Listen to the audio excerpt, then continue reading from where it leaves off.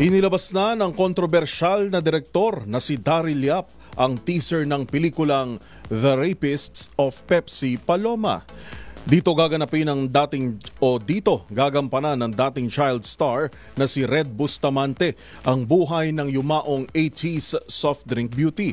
At sa 26 na segundong video na ito, nabanggit ang pangalan ng aktor at komedyanteng si Vic Soto.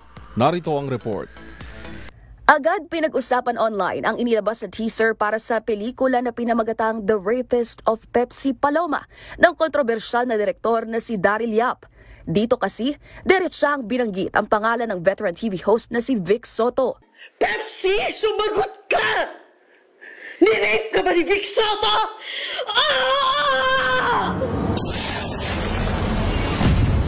Ang dating child star na si Red Bustamante ang gaganap bilang yumaong si Pepsi Paloma, habang ang screen veteran namang si Gina Alhar ang tumanggap ng papel para bumida bilang yumaong aktres na si Charito Solis.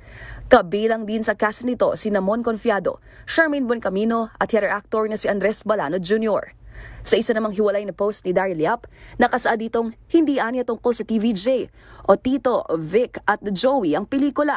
Nanindigan itong kung ano lang anyang nangyaring may sapat na ebidensya ang kanilang ipapakita. Paglilinaw pa ng kontrobersyal na direktor, hindi produced ng mga halushos na anyay kaaway ng TVJ o sa ilalim ng Tape Incorporated na pag-aari ng mga ito ang ginawang pelikula. At hindi rin daw ito binuo para malinis ang umano'y pagkakaugnay ng mga Soto sa kwento ng yumaong si Pepsi Paloma. Samantala, kung ating babalikan ang inilabas na vlog ng broadcaster na si Julius Babaw sa kanyang YouTube channel noong nakaraang taon, eksklusibo nitong nakapanayam si Coca Nicolas, na kabilang din sa tinaguriang soft drink beauties noong 80s. At dito sinabi niyang walang katotohanan ang kontrobersiya na bumalot sa dating kasamahang si Pepsi at sa TVJ. Sa ngayon ay wala pang inilabas na pahayag ang kampo ni Vic Soto tungkol dito.